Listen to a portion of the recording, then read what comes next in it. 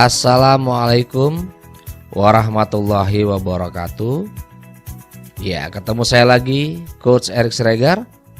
Masih dalam obrolan santai, obrolan ringan seputar dunia motivasi, pekerjaan, bisnis, psikologi, dan lain-lain. Kali ini saya akan mencoba untuk mengangkat sebuah materi yang cukup menarik yang saya beri judul "Tidak harus serba bisa untuk sukses". Saya ulangi, tidak harus serba bisa untuk sukses. Ya, mungkin setelah ini saya akan disentil ini ya oleh para trainer mungkin ya. Enggak. Para trainer itu adalah sahabat saya karena saya juga seorang trainer masih detik ini ya. Maksud saya begini, kita coba mulai dari awal dulu ya. Kita bicara dari awal dulu. Misalkan Anda punya tujuan tertentu yang Anda jadikan sebagai tujuan sukses hidup Anda. Apakah itu pekerjaan, profesi, bisnis, dan lain-lain ya. Semisal Anda ingin menjadi seorang pengusaha kuliner ya. Untuk di awal Anda tidak perlu serba bisa dulu atau menguasai semua bidang yang ada dalam kuliner tersebut untuk sukses. Semisal Anda harus menguasai masakan, Anda harus menguasai tentang cara penyajian, marketing ya, keuangan, atau bagian administrasi dan akunting gitu ya. Anda bisa bayangkan untuk kuliner aja gitu, ada beberapa bidang ya. Semisal anggap aja ada 7 atau 8 bidang yang harus Anda kuasai di situ. Kalau Anda tidak merasa keberatan ya it's okay, Anda bisa pelajari semuanya. Kalau Anda benar-benar mau expert, minimal Anda setahun lah mempelajari satu bidang. Ya bahkan ada yang sampai 2 tahun ya untuk mematangkan. Nah bisa bayangkan kalau ada 7, berarti Anda butuh waktu 7 tahun. Pertanyaannya, kalau pembelajarannya selama itu terus mau mulainya kapan gitu? Mau memulainya kapan? Dengan kata lain Anda kan kehabisan waktu gitu. Kita bisa belajar lah dari contoh dari pengusaha-pengusaha yang sukses. Di awal mungkin mereka hanya menguasai satu bidang. Misalkan dulunya dia pernah bekerja di satu perusahaan. Karena dia sudah menguasai bidang tertentu, akhirnya dia mencoba untuk membuka usaha sendiri. Nah, dengan modal yang dia kuasai seperti itu, akhirnya dia di perjalanan dia sambil belajar. Ya, artinya sambil belajar, berjalan bisnis dan sambil belajar. Istilahnya kayak learning, ada istilah learning by doing gitu. Nah, kalau misalkan dia harus memulai semuanya, harus menguasai semua bidang, mungkin dia akan kehabisan waktu gitu.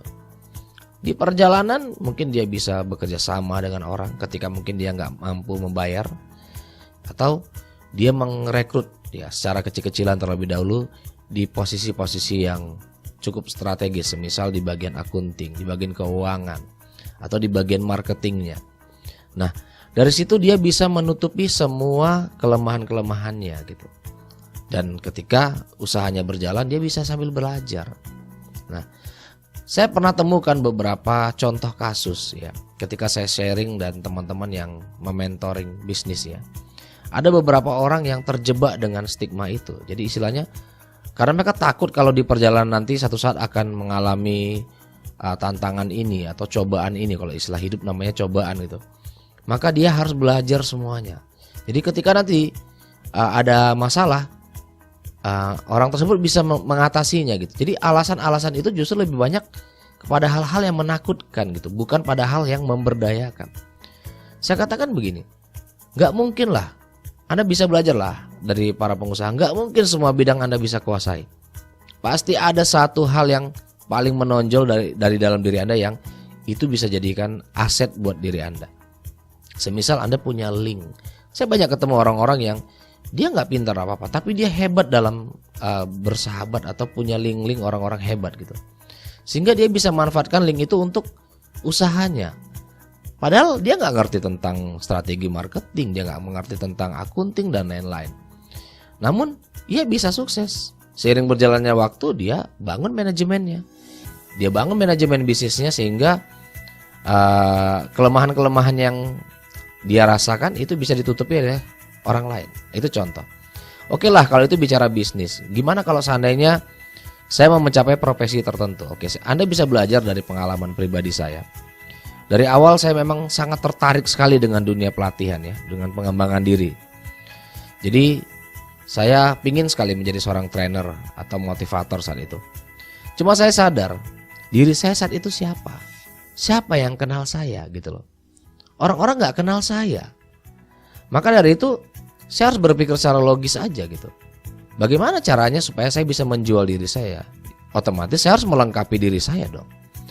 Saya awalnya belajar tentang hipnoterapi terlebih dahulu. Lalu di perjalanan waktu saya cicil pelan-pelan. Dan saya ketemu dengan guru saya pernah bilang, kalau kamu mau ke dunia training minimal kamu punya skill tambahan. Coba kamu nulis buku. Ya, tulis buku dan mudah-mudahan buku kamu bisa diterbitkan oleh toko buku tertentu. Kebetulan semua buku saya ada di Gramedia. Nah, dia bilang nanti supaya kamu bisa punya nilai tambah dan orang akan mengenal kamu dari tulisan-tulisan kamu. Nah, saya ikuti aja saran guru saya dan memang benar. Setahun setelah saya menulis buku, saya mulai masuk ke dunia pelatihan, dunia training dan sampai detik ini. Nah, di situ saya sambil belajar gitu. Ya, belajar tentang bagaimana memasarkan training, bagaimana membuat penawaran, membuat proposal dan lain-lain. Itu semua sambil berjalan. Kalau di awal belum apa-apa saya harus menguasai semuanya. Tentunya saya yakin saya nggak akan jalan-jalan. Yang ada malah ketakutan terus, ya, ketakutan terus ya. Aduh, nanti kalau kayak gini gimana? Nanti kalau begitu, dan ujung-ujungnya semakin seperti itu. Dan Anda ingat, semakin Anda banyak tahu, Anda semakin penasaran. Dan Anda akan terus menggali rasa penasaran tersebut. Nah, pertanyaannya kalau rasa penasaran tersebut bertahun-tahun, maka selama bertahun-tahun itu juga Anda akan terus belajar. Lalu kalau terus belajar, kapan mau memulainya gitu? Kapan impiannya mau dijemput, ya, seperti itu. Nah, yang harus Anda pikirkan terlebih dahulu, apapun tujuan Anda, entah itu mau berprofesi atau berbisnis atau bekerja, yang harus Anda ingat adalah tujuannya dulu. Anda tentukan goal Anda. Misalkan Anda mau berbisnis, bisnis seperti apa yang Anda mau? Ya, kesuksesan seperti apa yang ingin Anda capai? Tujuan seperti apa dari bisnis itu yang ingin Anda lakukan gitu, atau yang ingin Anda dapatkan? Ya, jadi itu dulu.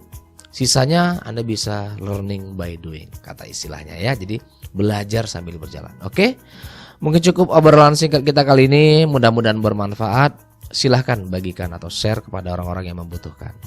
Akhir kata saya mengucapkan Assalamualaikum warahmatullahi wabarakatuh. Sukses untuk kita semua.